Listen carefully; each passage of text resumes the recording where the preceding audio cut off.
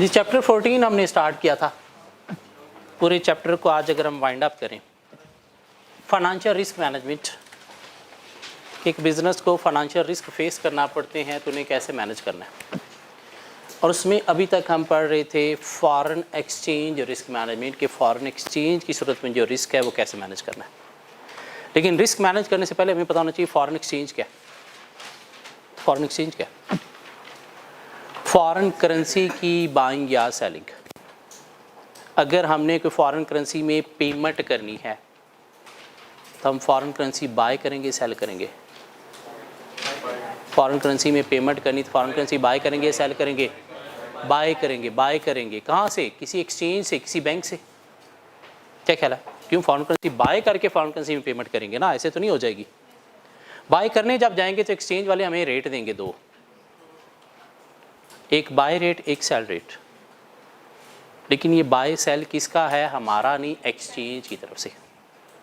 ठीक हो गया? मीन एक्सचेंज वाले कहते हैं कि अगर हम बाय करेंगे आपसे फॉरेन करेंसी तो हम आपसे बाय करेंगे लो रेट पे, हम आपको सेल करेंगे तो हम आपको सेल करेंगे किस रेट पे? हाई रेट पे। और हम चूँकि बाय करने जा रहे हैं, एक्सचेंज सेल करने जा रहा है, तो हम कौन सा रेट वहाँ पे यूज़ करेंगे?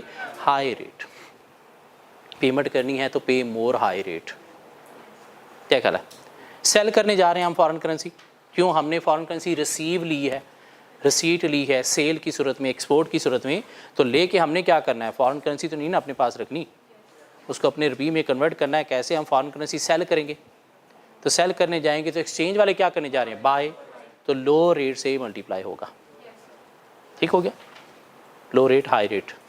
पेमेंट की सूरत में पे मोर हाई रेट, रिसीट की सूरत में रिसीव लेस लो रेट। क्यों? एक्सचेंज वाले हमें कम देंगे, हमसे लेंगे ज़्यादा।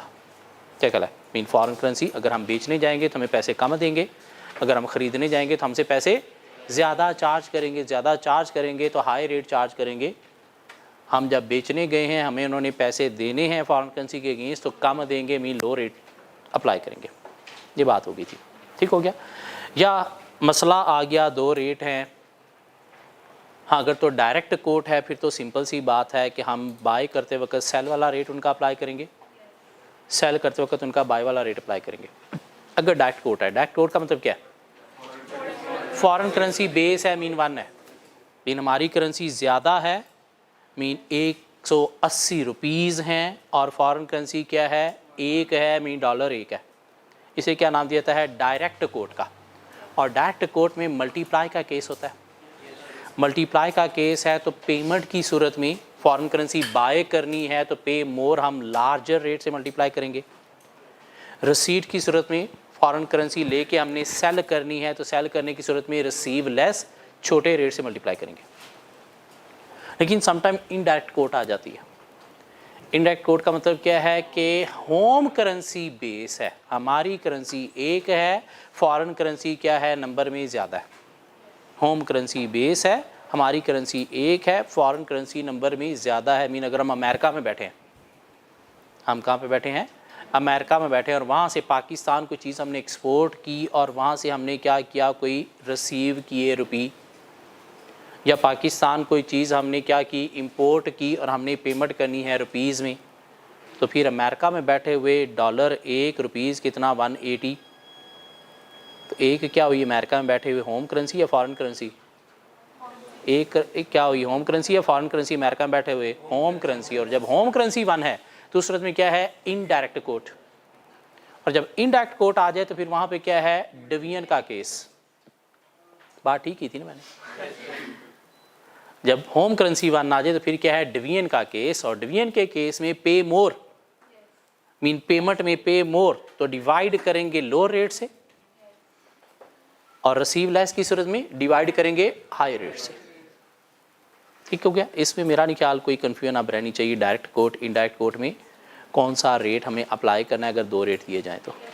क्योंकि अगर यहाँ पे कन्फ्यूजन है फिर तो पूरा चैप्टर ही कन्फ्यूज़ है ना। ठीक हो गया? तो ये हमने पहले 2-3 क्वेश्चन में ये सीख लिया कि कैसे हम जो है वो फॉरेन करेंसी को होम करेंसी में कन्वर्ट करते हैं, या होम करेंसी को फॉरेन करेंसी में कन्वर्ट करते हैं। तो कन्वर्जन हमने पहले 2-3 क्वेश्चन में सीखी थी। ठीक हो गया? जिसका फाइनेंशियल रिस्क मैनेजमेंट के साथ कोई ताल्लुक नहीं था। मीन वो हमारी बेस हमने बनाई थी कि कैसे हम करेंसी को आपस में कन्वर्ट करते हैं। फिर हम आगे जी फॉरेन करेंसी में अगर हमारे पास कोई रिस्क है, फॉरेन एक्सचेंज रिस्क है, तो उस रिस्क को मैनेज कैसे करना है। तो रिस्क को मैनेज करने के लिए एक हमने कहीं पे किसी क्वेश्चन के अंदर एक टर्म पढ़ ली थी, लीड पेमेंट। लीड पेमेंट क्या थी? Advance payment. एडवांस पेमेंट क्या है कि आपने 3 माह बाद जो पेमेंट करनी है, अगर डर है 3 माह बाद डॉलर ऊपर चला जाएगा, आज ही पेमेंट करके जान छुड़ा लो। कैसे? लोन लेके डॉलर ख़रीदो, डॉलर ख़रीद के पेमेंट कर दो। लोन का क्या दोगे आप? Interest rate. हाँ, उस सूरत में ये फ़ायदेमंद होगा जब आपको नज़र आ रहा है कि इंटरेस्ट रेट कम है, डॉलर में फ्लक्चुएशन से शायद ज़्यादा अफेक्ट पड़ना है, इंटरेस्ट रेट से उतना इफेक्ट नहीं पड़ना, तो लीड पेमेंट आप कर सकते हो। या आप फॉरेन एक्सचेंज रिस्क को मैनेज कर सकते हो through hedging instruments. Hedging instruments हमने 4 पढ़े। फॉरवर्ड कॉन्ट्रैक्ट, आज बैंक के पास गए, जाके एक रेट एग्री किया, उस रेट पे आपने फ्यूचर की करेंसी की बाइंग सेलिंग करनी है, बैंक भी बाउंड है, आप भी बाउंड हो, दोनों ने उसके अकॉर्डिंगली चलना है, उससे दोनों डिविएट नहीं कर सकते। क्वांटिटी, रेट, टाइम पीरियड तीनों क्या हो गए? फिक्स हो गए। ठीक हो गया। जिसका अगर कोई क्वेश्चन आ जाए तो एक लाइन की कैलकुलेशन है बस। ठीक हो गया। पे मोर रिसीव लेस, रेट मल्टीप्लाई करना है, ये डिवाइड करना है। ये हमारे पास ऑप्शन क्या है? मनी मार्केट हेज, जिसमें इंटरेस्ट रेट हमने यूज़ करनी है होम कंट्री के और फॉरेन कंट्री के। और जब ये क्वेश्चन के अंदर इंटरेस्ट रेट आ गए, this mean money market hedging के थ्रू हम सॉल्व कर सकते हैं क्वेश्चन। अगर हमने कोई फॉरेन करेंसी की पेमेंट करनी है इन फ्यूचर, तो आज हम फॉरेन करेंसी एसेट क्रिएट करेंगे, एक अमाउंट डिपॉजिट करेंगे फॉरेन करेंसी अकाउंट में, इतनी के वो 3 माह बाद उतनी बन जाए जितनी हमने पेमेंट करनी है। मीन उस फॉरेन करेंसी पेमेंट की हम प्रेजेंट वैल्यू निकाल लेंगे। वो प्रेजेंट वैल्यू आज हम क्या करेंगे? डिपॉजिट करेंगे। क्या ख्याल है? जो हमारी पेमेंट से थोड़ी कम होगी, बाकी बीच में डिफरेंस क्या होगा? इंटरेस्ट, जो उसके ऊपर हम कमाएंगे और कमा के उतनी पेमेंट हो जाएगी 3 माह बाद जो हमने पे करना है। हाँ, ये पैसा हम कहाँ से डिपॉजिट करें? इसको होम करेंसी से ट्रांसफ़र करेंगे, तो उसको हमने होम करेंसी में कन्वर्ट करना है। और कैसे ट्रांसफ़र करना है? होम करेंसी में बारो करना है, और बारो करके देखना है, उसके ऊपर इंटरेस्ट भी देना है। तो पहले तो कन्वर्ट करके अमाउंट आ गई, कितनी हमारी होम करेंसी बनी, और फिर हमने इंटरेस्ट उसके ऊपर कैलकुलेट कर लिया, तो हमारे पास क्या आ गई? Total cost. ये कॉस्ट हमें पड़ी किस चीज़ की? वो जो हमने फॉरेन करेंसी की पेमेंट करनी थी, किस रेट पे? इसको कन्वर्ट कर दो किसके साथ? फॉरेन करेंसी के साथ। हमारे पास क्या आ जाएगा? रेट भी आ जाएगा।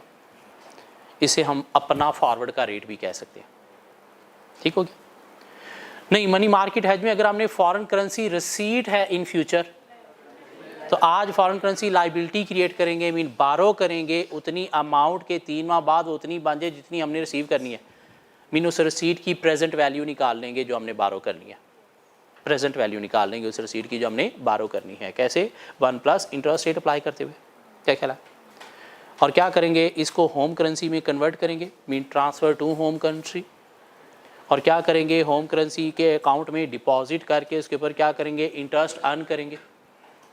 और वो जो हमने कन्वर्ट किया ये बारो वाली अमाउंट को अपनी होम करेंसी में, और उसके ऊपर जो इंटरेस्ट हमने कमाना है, इन दोनों को ऐड करने से हमारे पास आ गई नेट रिसीट।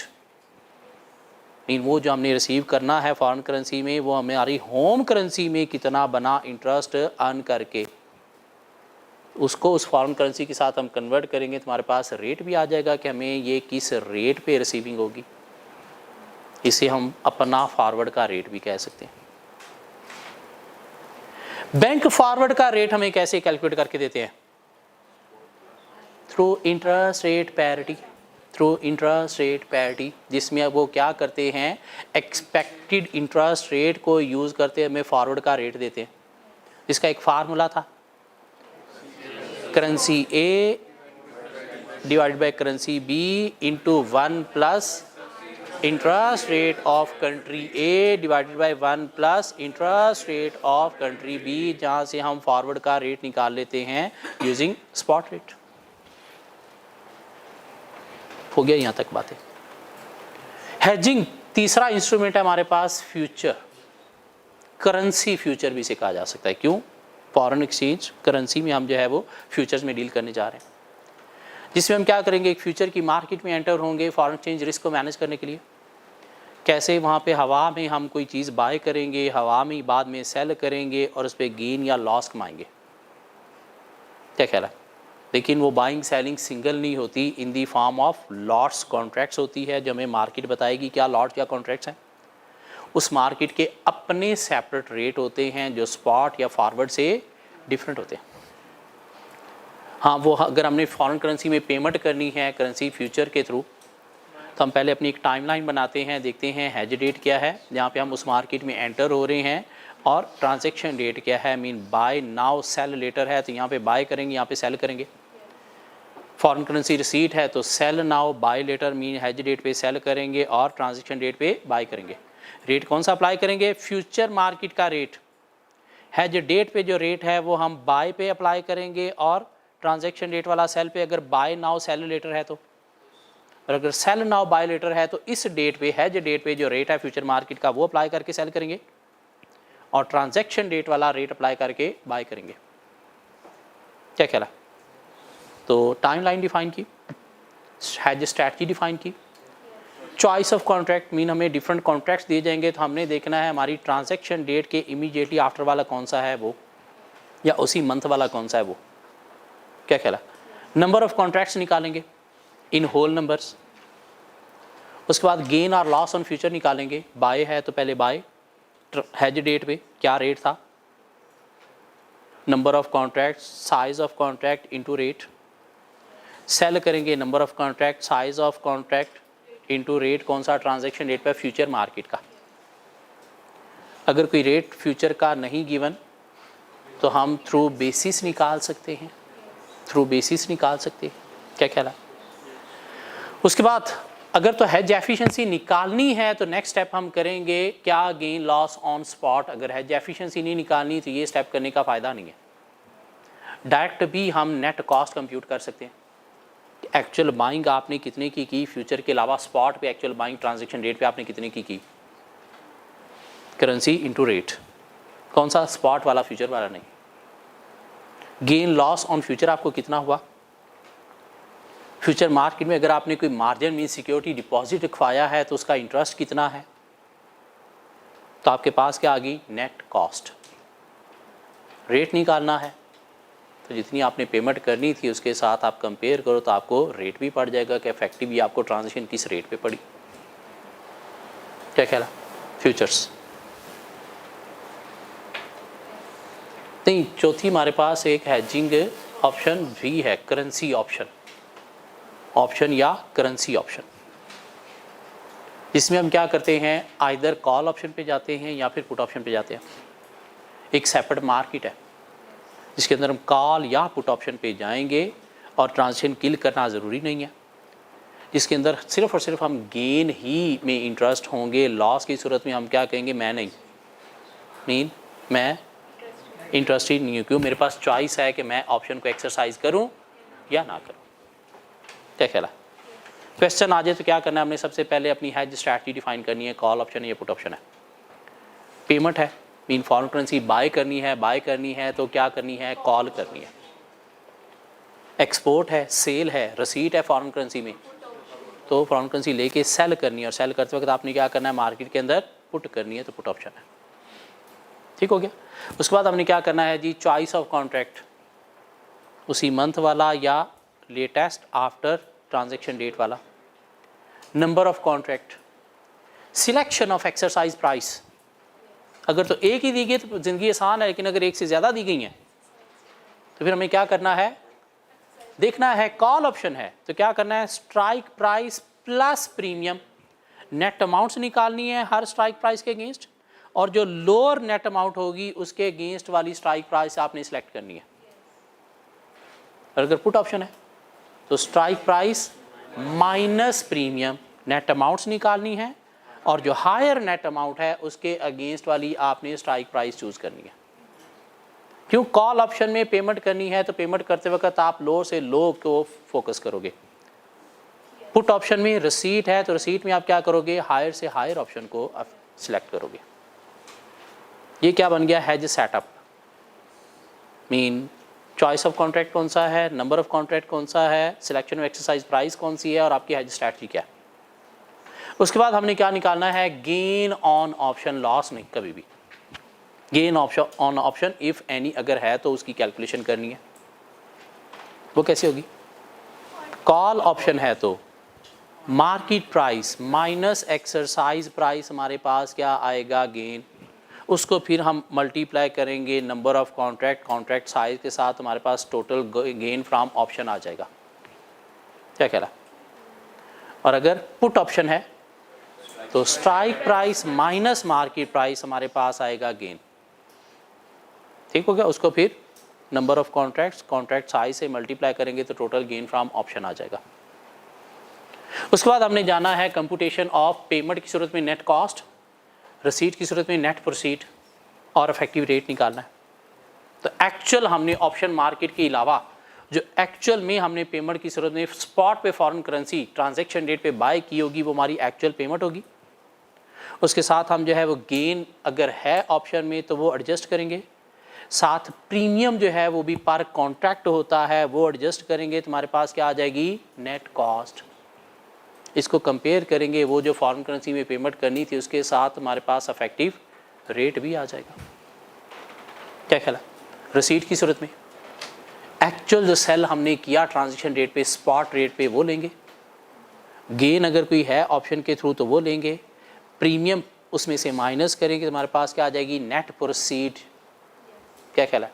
नेट रसीट या नेट प्रोसीड, उसको हम फॉरेन करेंसी जो रिसीव किया उसके साथ कंपेयर करेंगे तो हमारे पास क्या आ जाएगा? Effective rate. क्या ख्याल है? नहीं उसने कोई 3-4 हेजिंग ऑप्शन दे दी तो आपने क्या करना है? सबकी कॉस्ट निकालनी है, इफेक्टिव रेट नहीं। सबकी कॉस्ट निकालनी है और कॉस्ट आपने कंपेयर करनी है, जिसकी कम है वो हम चूज कर लेंगे। नहीं रसीट की सूरत में 4 हेजिंग ऑप्शन है तो सबकी नेट प्रोसीड निकालेंगे, नेट रसीट निकालेंगे, जिसकी हाईएस्ट है उसे हम क्या करेंगे? चूज कर लेंगे। अभी तक पिछले 12 लेक्चर्स में हमने 11 लेक्चर में यही काम किया। क्या ख्याल है? आइए आज इसको सम अप करते हैं। क्वेश्चन 26। क्वेश्चन 25 तक सारे क्वेश्चन हम कर चुके हैं, ऐसी बात है। क्वेश्चन 26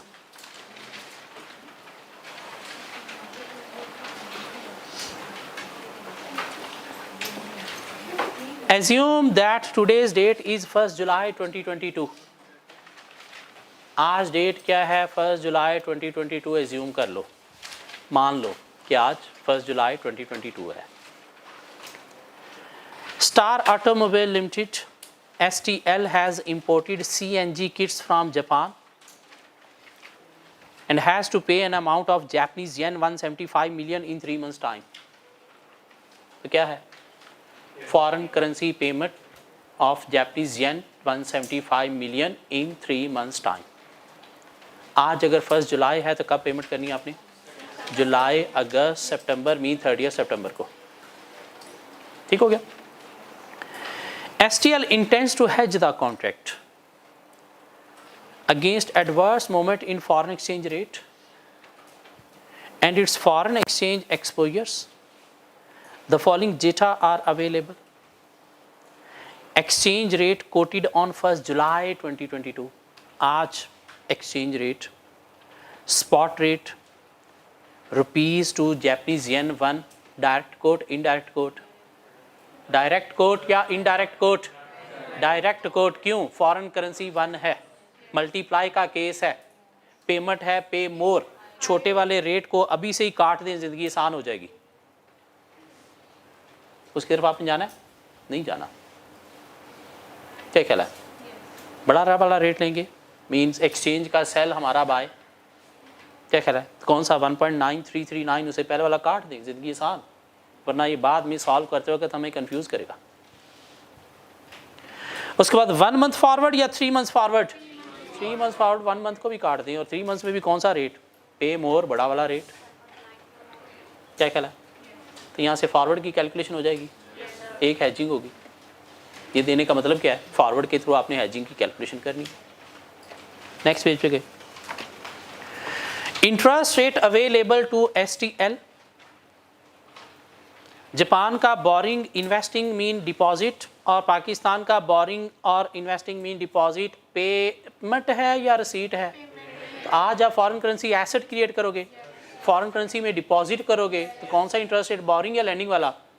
लैंडिंग वाला। तो उसका बोरिंग वाला 5% काटा लगा दे, क्योंकि 3% आपने यूज़ करना है।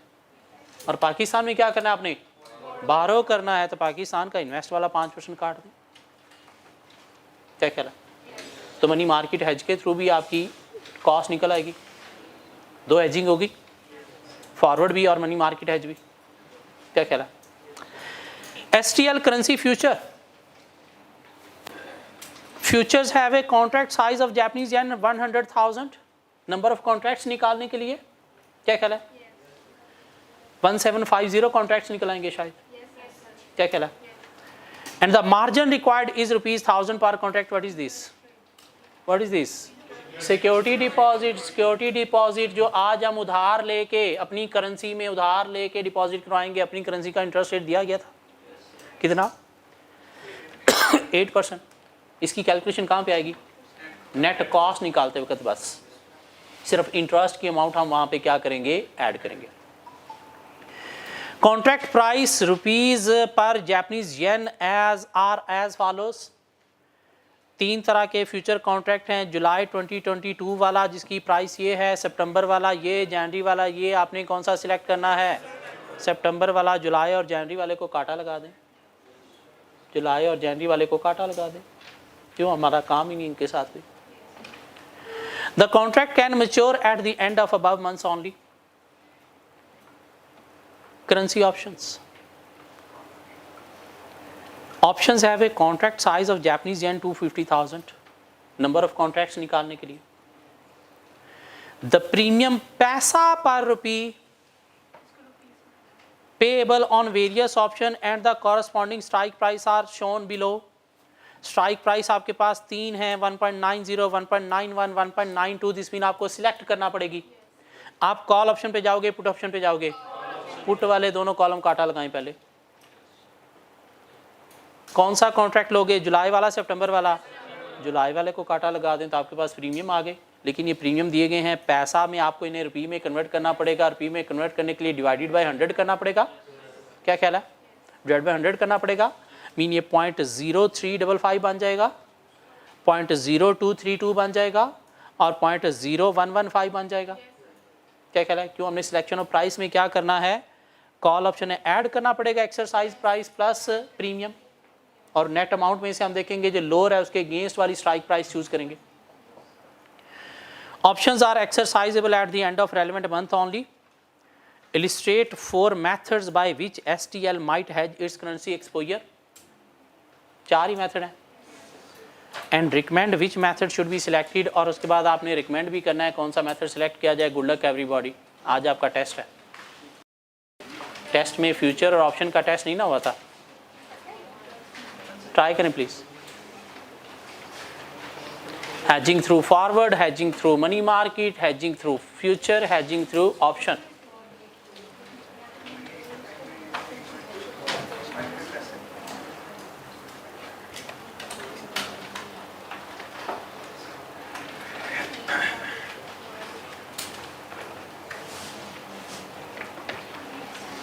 जल्दी जल्दी जल्दी जल्दी। स्पॉट रेट में मतलब जो हम ट्रांजैक्शन प्राइस में जो लेते हैं मार्केट प्राइस, हम ट्रांजैक्शन प्राइस वाली लेते हैं स्पॉट रेट। हाँ, ट्रांजैक्शन नहीं, अभी ट्रांजैक्शन प्राइस में फॉरवर्ड में हमने जाना, फॉरवर्ड का रेट दिया गया।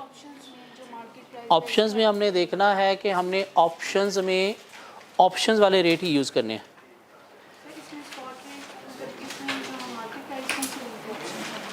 अभी देखते हैं, पहले 2 करें, अगले 2 करवाता मैं।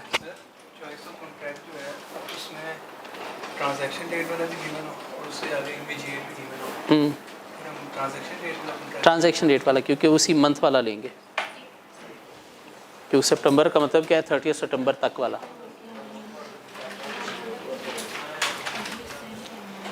जल्दी जल्दी जल्दी जल्दी। फॉरवर्ड और money market has with in 5 minutes calculation होनी चाहिए, दोनों की कॉस्ट। हो भी गया तो आगे फ्यूचर और ऑप्शन भी कर लिया है।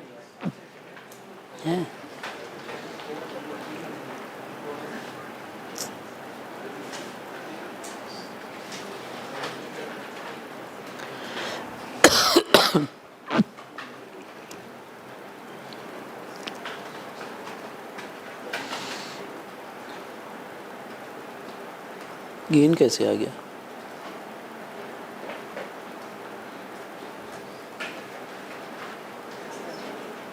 ये क्यों किया ऐसे?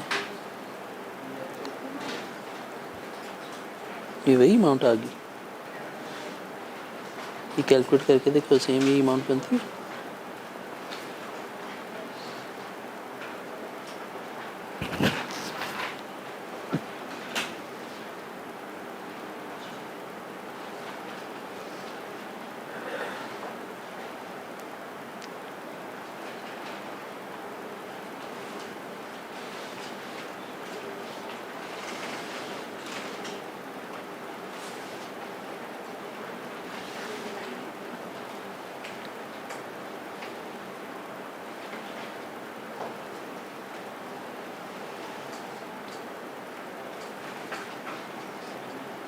सही, ठीक।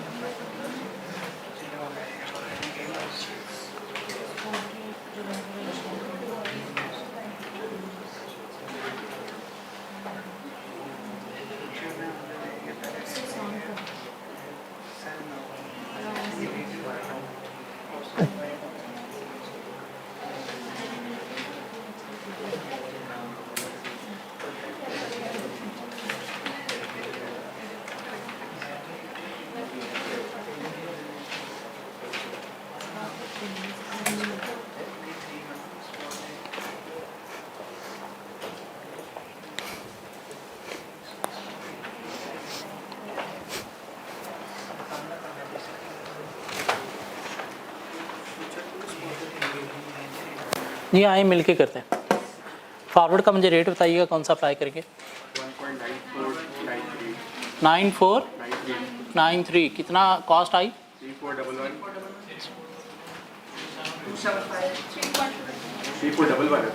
3411 341.128 मिलियन एक कॉस्ट आ गई हमारे पास। मिलियन हाँ। Hedging through money market foreign currency asset create करेंगे आज क्योंकि पेमेंट है, क्या ख्याल है? तो इसकी मुझे प्रेजेंट वैल्यू बता देंगे कितनी?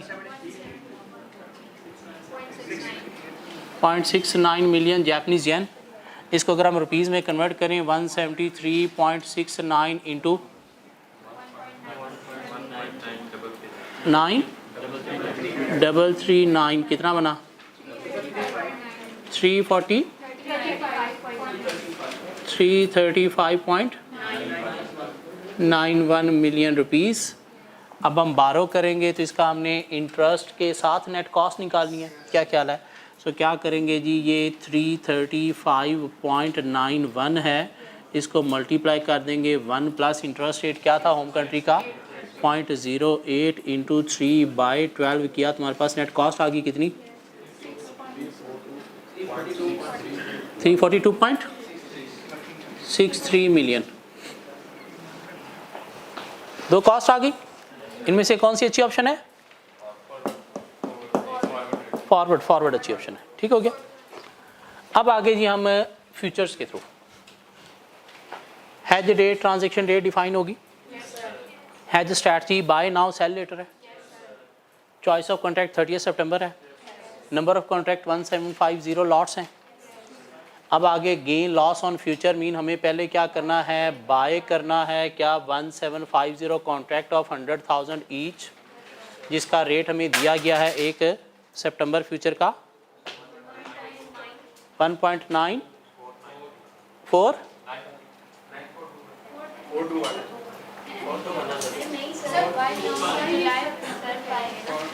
फ्यूचर का एक ही रेट दिया गया है 1.9421 9421। तो प्लीज मुझे अमाउंट बता दें। 339.87 मिलियन। सेल रेट दिया गया, निकाला जा सकता है। कैसे? बेसिस के थ्रू तब निकालेंगे जब आपके पास 30 सितंबर का स्पॉट रेट हो। आपके पास है 30 सितंबर का स्पॉट रेट? नहीं। फॉरवर्ड तो फॉरवर्ड है ना, स्पॉट तो नहीं। नहीं, वो फॉरवर्ड है, वो फॉरवर्ड है। वो सिर्फ बैंक और आपके बीच में, और कहीं पे नहीं है। वो सिर्फ फॉरवर्ड के थ्रू हेजिंग करनी है तो यूज़ होगा, वरना नहीं यूज़ होगा। तुम्हारे पास स्पॉट नहीं है सर।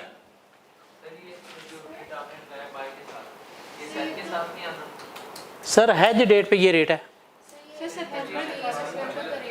सितंबर वाले कॉन्ट्रैक्ट का हेज डेट पे ये रेट है। पिछले क्वेश्चन में भी ये चीज़ हमने क्लियर की थी।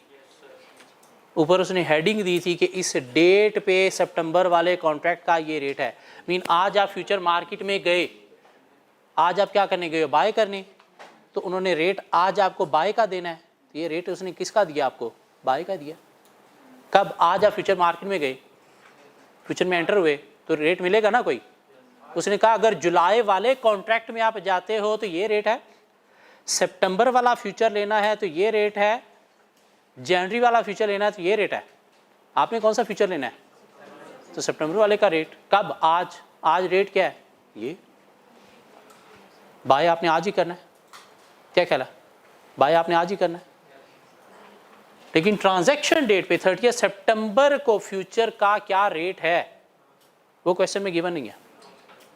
पिछले में क्वेश्चन में भी गिवन नहीं था, लेकिन फिर स्पॉट गिवन था इस डेट पे, तो हमने बेसिस के थ्रू वो निकाल लिया था। लेकिन यहाँ पे स्पॉट भी गिवन नहीं है, स्पॉट भी गिवन नहीं है। इस डेट पे बेसिस 0 होगा, लेकिन स्पॉट हो तो हम कहेंगे चलो फ्यूचर यही है। स्पॉट भी नहीं है। हाँ, अब गेन लॉस नहीं निकल सकता, नहीं निकालेंगे। कॉस्ट कैसे निकालेंगे? एक्चुअल बाइंग, एक्चुअल बाइंग भी कहां पे होनी है? यहां पे। किस पे? स्पॉट पे। क्या स्पॉट अवेलेबल है? नो।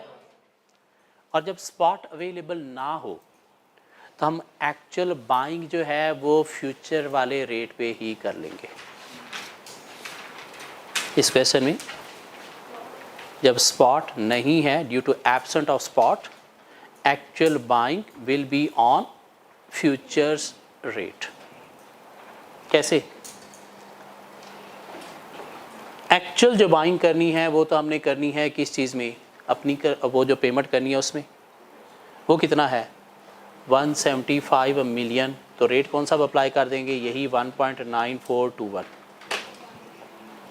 देखिएगा यही आ जाएगा 339.87 मिलियन। अब इसके साथ गेन या लॉस ऑन फ्यूचर हम एडजस्ट करते थे, वो तो निकला नहीं, तो कोई और चीज़ एडजस्ट करनी है। यस सर, प्रीमियम का इंटरेस्ट आपने जो है वो इंटरेस्ट ऑन प्रीमियम, प्रीमियम था कितना सर? कितना? 1000 पर कॉन्ट्रैक्ट के 10,000 पर कॉन्ट्रैक्ट? 1000 पर कॉन्ट्रैक्ट। कॉन्ट्रैक्ट कितने आपने निकाले सर? 1750। क्या रेट है अप्लाई करोगे?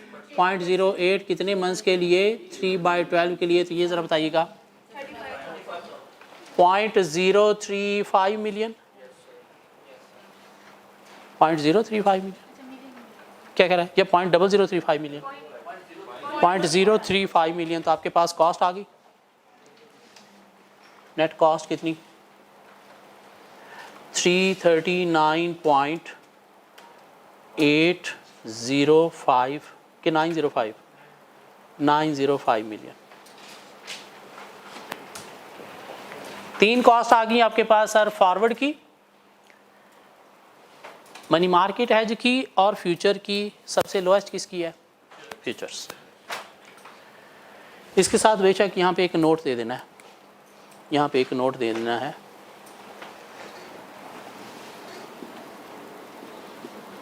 Actual buying on futures rate due to absence of spot rate। चूंकि स्पॉट रेट नहीं था तो इसलिए हम एक्चुअल बाइंग किस पे कर लेंगे? फ्यूचर रेट पे ही कर लेंगे इस क्वेश्चन की हद तक। क्या ख्याल है? गेन लॉस नहीं आया फ्यूचर से, क्यों? ट्रांजैक्शन की ली नहीं हुई। चले आगे, अब ऑप्शन की तरफ जाएं। ऑप्शन में है जो स्ट्रैटेजी हमारी कॉल ऑप्शन है। चॉइस ऑफ कॉन्ट्रैक्ट सितंबर वाला ही है। नंबर ऑफ कॉन्ट्रैक्ट्स कितने? 700।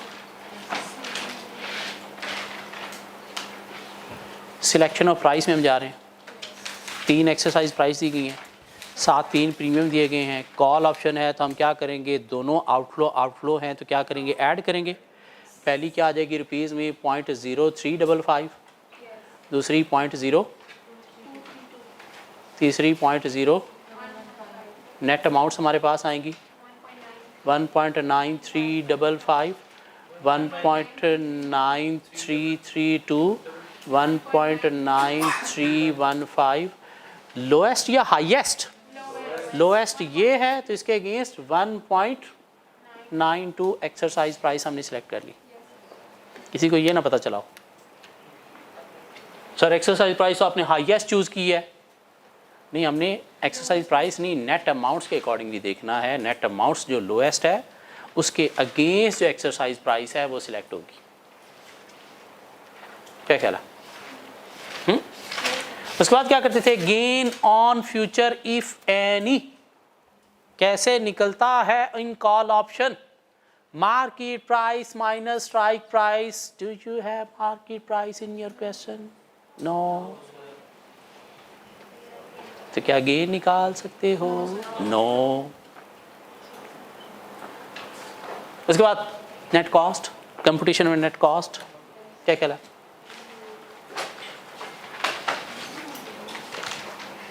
अब यहाँ पे भी क्या करेंगे?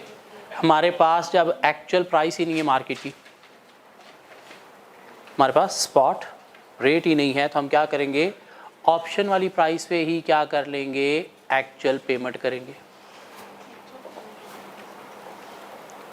एक्चुअल पेमेंट कितने की? 175 मिलियन की ऑप्शन वाली प्राइस 192। कितना? 336 पूरा पूरा पूरा पूरा। ओके, और क्या लेना है इसके साथ? गेन तो है नहीं, प्रीमियम। प्रीमियम कैसे निकालेंगे सर? पर कॉन्ट्रैक्ट होता है। कितना इसके अगेंस्ट प्रीमियम क्या था? 0.0115 इंटू कितने कॉन्ट्रैक्ट? 700। और क्या करना है? इंटू 250,000 बीना कॉन्ट्रैक्ट साइज कितना? 6 पॉइंट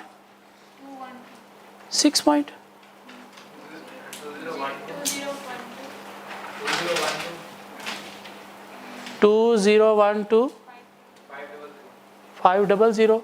इसको मिलियन में कन्वर्ट करो ना, इसको मिलियन में कन्वर्ट करके दो मुझे। 2.0125 तो क्या बन गया? 338.0125 मिलियन नेट कॉस्ट। इसमें भी साथ नोट दे देंगे। क्या क्या नोट देंगे? Actual buying on options price due to absence of spot rate. किसे सिलेक्ट करोगे आप?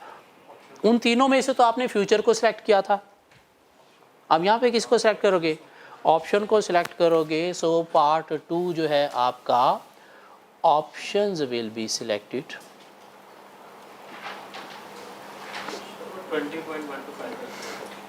2.0125 मिलियन में कन्वर्ट करना है सर, करना बाद में। Options will be selected because it has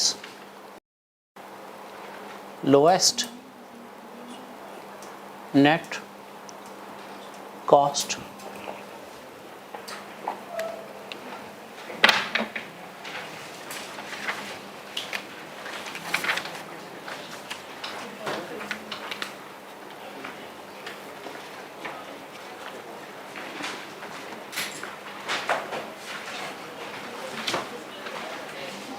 mean ये थोड़ा डिफरेंट क्वेश्चन था, उसने हमें फ्यूचर्स और ऑप्शंस के अंदर कंप्लीट डेटा नहीं प्रोवाइड किया हुआ था। हाँ, अगर ना हो तो इस तरह से हम कर सकते हैं, अगर इस कंप्लीट डेटा होता तो ऑप्शंस का हम गेन लॉस, फ्यूचर का गेन लॉस निकालते, फिर नेट कॉस्ट निकालते। ऑप्शंस का भी हम क्या करते, देखते कोई गेन है और उसके बाद फिर हम net cost on spot use करते हुए निकालते। क्या ख्याल है?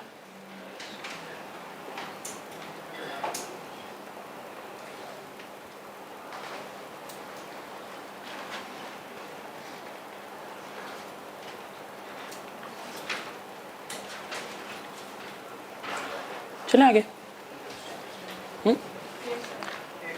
फॉरेन एक्सचेंज रिस्क ख़त्म हो गया, फाइनेंशियल रिस्क मैनेजमेंट ख़त्म नहीं हुआ। फॉरेन एक्सचेंज रिस्क ख़त्म हो गया, फाइनेंशियल रिस्क मैनेजमेंट अभी तक ख़त्म नहीं हुआ।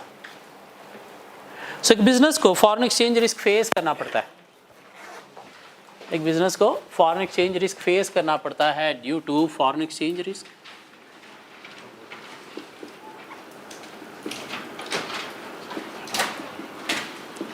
due to interest rate risk.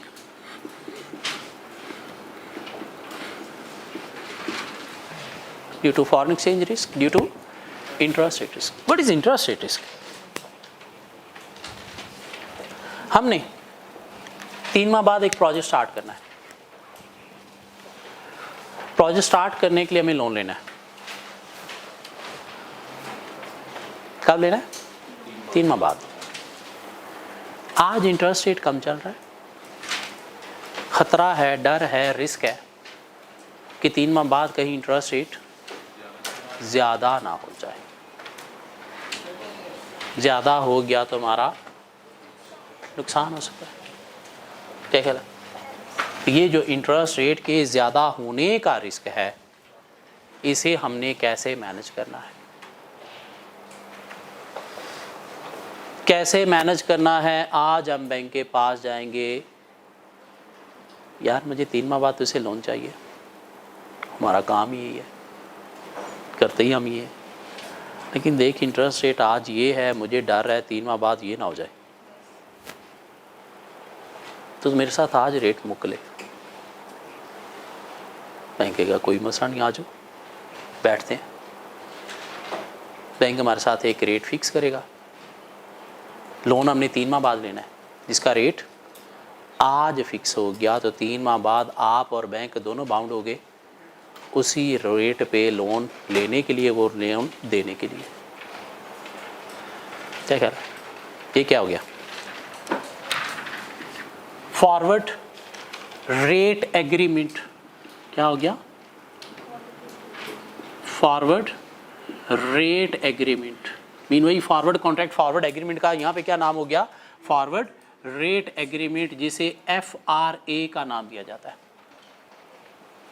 Mean forward के थ्रू हम रिस्क को मैनेज कर रहे हैं, उस फॉरवर्ड एग्रीमेंट का यहाँ पे नाम क्या हो गया? Forward rate agreement. कौन सा रेट? इंटरेस्ट का रेट। क्या कहला? या हम क्या कर सकते हैं? रिस्क को मैनेज कर सकते हैं through futures,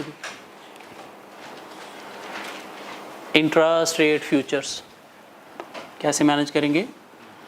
interest rate futures के through.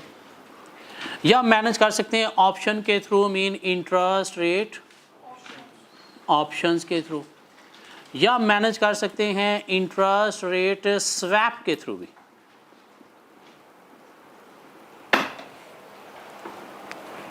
Mean interest rate risk को मैनेज करने के 4 हमारे पास हेजिंग इंस्ट्रूमेंट है।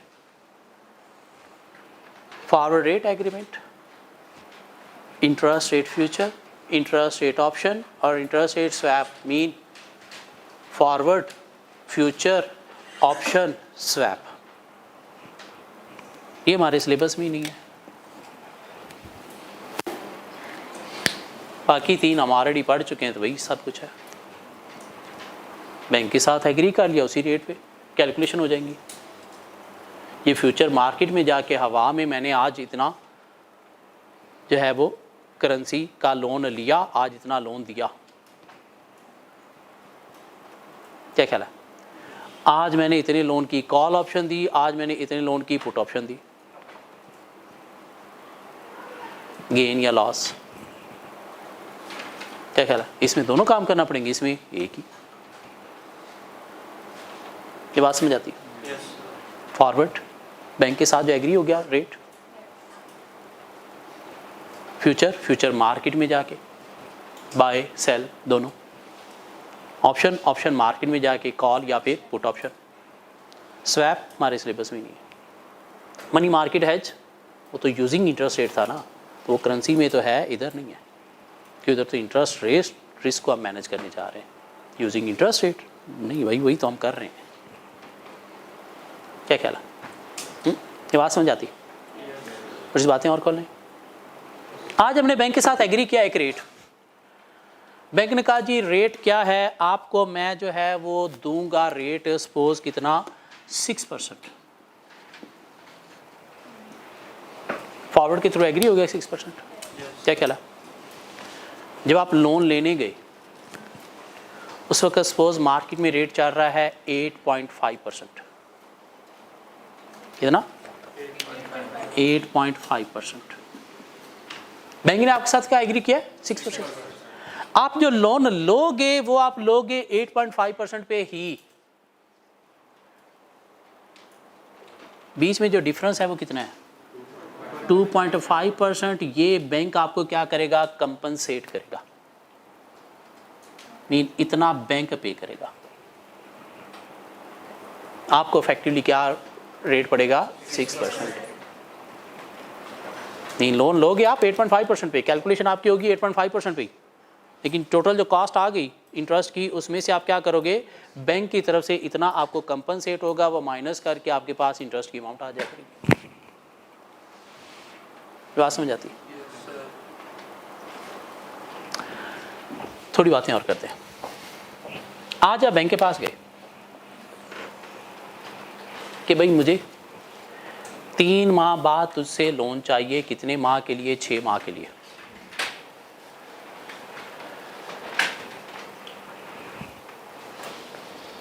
थ्री मंथ्स बाद लोन चाहिए। कितने मंथ्स के लिए? For 6 months. तो बैंक आपको जो फॉरवर्ड का रेट देगा ना, वो 6% दे रहा है, वो किस तरह से देगा कि भाई FRA है मेरे पास कितना, सपोज 3V7 वाला, FRA है मेरे पास सपोज 3V9 वाला, FRA है मेरे पास सपोज 2V5 वाला, FRA है मेरे पास सपोज 5V11 वाला। Mean forward 1 month forward, 3 month forward, 4 month forward मिलते थे हमें। इस तरह से जब हम इंटरेस्ट रेट का फॉरवर्ड लेने जाएंगे तो हमें इस तरह से कुछ फॉरवर्ड मिलेंगे। अब हमें इनमें से चूज करना होगा कौन सा चूज करें। ये जो 3 मंथ्स है ना, इसे हम नाम देते हैं रिस्क पीरियड का। ये क्या है? Risk period. मीन 3 माह का ही रिस्क है ना। 3 माह बाद हमने लोन लेना है, तो मसला है 3 माह में कहीं रेट ज़्यादा ना हो जाए। क्या ख्याल है? ये जो हमारा 6 मंथ्स के लिए हमने लेना है लोन, ये क्या है? Loan period. और इन सब को मिला दें तो क्या बनता है? Total period.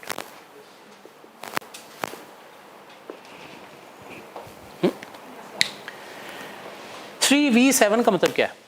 कि 3 रिस्क पीरियड है और 7 लोन पीरियड नहीं, टोटल पीरियड है। लोन पीरियड इसमें कितना हुआ?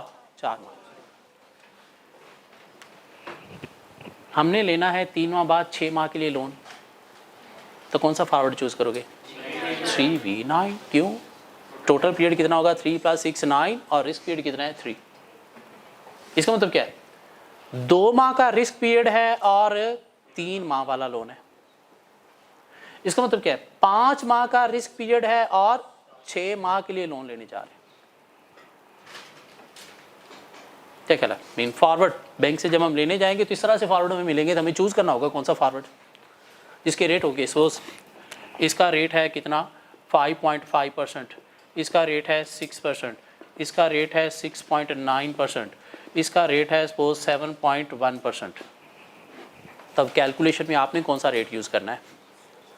इस तरह से क्वेश्चन में आपको 4 फॉरवर्ड दे दिए, तो फिर हमें देखना पड़ेगा हमें फॉरवर्ड कौन सा लेना है, तो वही रेट हम कैलकुलेशन में क्वेश्चन में यूज़ करेंगे।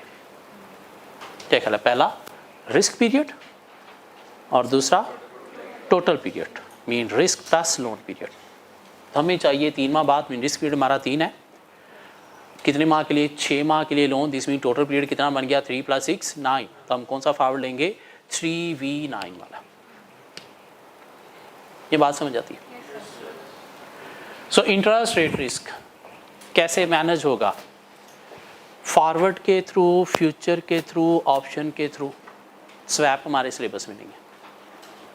फॉरवर्ड वही है, बैंक के साथ आज हमने एक एग्रीमेंट किया रेट का, 3 माह बाद हमने लोन लेना है तो उसी रेट पे लेंगे। हाँ, अगर 3 माह बाद इंटरेस्ट रेट ये है तो लोन हम इसी इंटरेस्ट रेट पे लेंगे, लेकिन बाकी जो डिफरेंशियल है वो बैंक हमें क्या करेगा? कंपनसेट करेगा। कौन कंपनसेट करेगा? फॉरवर्ड पार्टी कंपनसेट करेगी। Forward party will compensate. Forward party कौन है? बैंक जिसने हमें फॉरवर्ड दिया था। क्या ख्याल है? और फॉरवर्ड लेते वक्त वो हमें इस तरह के फॉरवर्ड देगी, 2V5, 3V9, 7V11, 5V11। तो हमने देखना है कि हमारा रिस्क पीरियड कितना है, मीन कितने मंथ्स का हम रिस्क कवर कर रहे हैं फॉरवर्ड के थ्रू, और लोन पीरियड और रिस्क पीरियड मिला के टोटल पीरियड कितना है। तो उसमें से देखेंगे फिर हमें कौन सा फॉरवर्ड चूज़ करना है और उसका रेट क्या है जो हमें जिस पे कैलकुलेशन करनी है। बस आज इतना हजम कर लो। कल कोई 3-4 क्वेश्चन है, इसके ऊपर वो कवर करेंगे और ये इंटरेस्ट रेट ख़त्म हो जाएगा। इनफैक्ट चैप्टर ख़त्म हो जाएगा। फिर हम स्टार्ट करेंगे MFA चैप्टर 1 से, 1 से मैनेजरियल का पोर्शन, मीन न्यूमेरिक, फाइनेंशियल और मैनेजरियल मिक्स करके हम चलते रहेंगे। एक आध फाइनेंशियल का एरिया कवर किया, कुछ मैनेजरियल कवर कर लिया करेंगे, फिर फाइनेंशियल, फिर मैनेजरियल, ताकि थ्योरी और कैलकुलेशन साथ साथ चलती रहे।